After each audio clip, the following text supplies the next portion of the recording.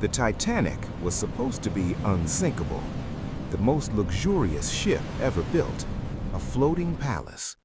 But on April 14, 1912, something happened in the North Atlantic that turned that dream into a nightmare. Within hours, the ship broke in half. More than 1,500 people died. And the most terrifying part is this: Titanic received multiple iceberg warnings, but the ship kept going. Tonight, you're going to hear the real story of Titanic, the warnings, the mistakes, the panic, and the dark truth behind one of the deadliest disasters in history. Titanic wasn't just a ship, it was a symbol of power. Built by the White Star Line, Titanic was designed to dominate the ocean and prove that humans had finally conquered nature. The ship was massive, almost 900 feet long, with a grand staircase, luxury dining halls, heated swimming pools, and first-class rooms that looked like royal palaces. For the wealthy, Titanic was a dream. For the poor, it was hope. Third-class passengers filled the lower decks, traveling to America to escape poverty and begin new lives. But Titanic wasn't truly built for safety.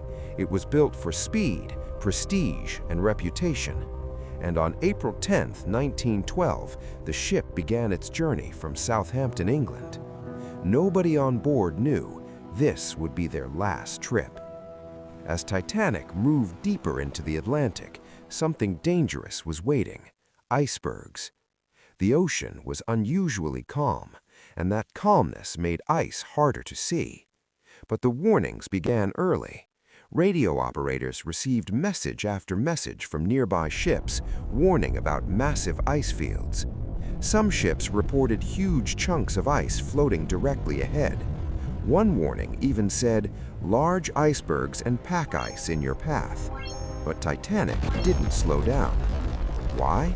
Because Titanic was trying to arrive early. Some believe Captain Edward Smith wanted a perfect final voyage before retirement. Others believe the company wanted Titanic to impress the world.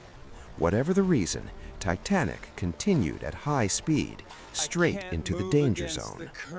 On the night of April 14th, the temperature dropped sharply. The water was freezing, the sky was dark, and the ocean was calm like glass. At 11:40 p.m., a lookout named Frederick Fleet spotted something ahead: an iceberg. He rang the warning bell and shouted, "Iceberg right ahead!" The officers reacted immediately. The ship turned, engines were reversed, but it was too late. Titanic scraped along the iceberg, tearing open its side under the waterline. At first, it didn't seem serious. Many passengers didn't even feel it. Some thought the ship had simply hit a wave. But below deck, water began flooding in. Titanic was designed to survive flooding, but only up to 4 compartments. That night, 6 compartments began filling. The ship was doomed. And it didn't matter how unsinkable it was. The most horrifying part wasn't the iceberg, it was the delay. At first, many crew members didn't believe Titanic could sink. Some passengers laughed, others stayed in their rooms. First-class guests continued drinking and playing cards. Even after the captain was informed, the evacuation started slowly. The lifeboats weren't filled.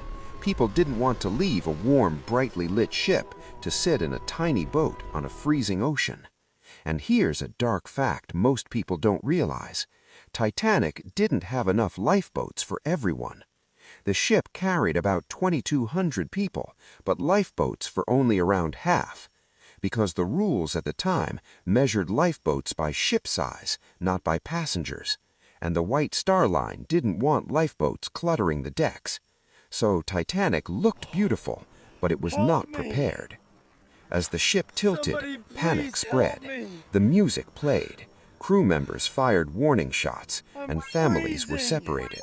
Women and children first, men left behind. Some never even got the chance to try. By 2:20 a.m., Titanic was gone. The ship snapped in half and sank into the dark ocean. Hundreds of people were thrown into the water. The temperature was around 28 degrees Fahrenheit, below freezing.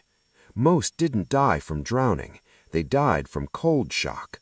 The human body can only survive minutes in water that cold. People screamed, they begged for help, but the lifeboats were far away, and many boats refused to return because they feared being pulled down by desperate survivors. That is one of the darkest parts of the Titanic tragedy.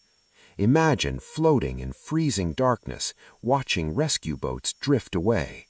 The screams slowly faded until the ocean became silent. Over 1,500 people were dead. Titanic sent distress signals, rockets lit up the sky, but the closest ship, the SS Californian, didn't respond in time. Some believe its radio operator was asleep. Others say they didn't understand the signals. But the truth is, help was close, yet still too far. Finally, the RMS Carpathia arrived hours later and began rescuing survivors. Only about 700 people were saved. Many were frozen, traumatized, and silent. They had watched the impossible happen. The unsinkable ship had sunk. Titanic didn't sink because of one iceberg. It sank because of human pride, because warnings were ignored, because lifeboats were not enough, because safety was sacrificed for luxury, and because people believed technology made them unstoppable. Titanic became a symbol, a reminder that nature always wins. So, here's the question. If you were on Titanic that night, would you have survived? If you want more dark history stories like this, subscribe to Echoes of History, because the past is always darker than we think.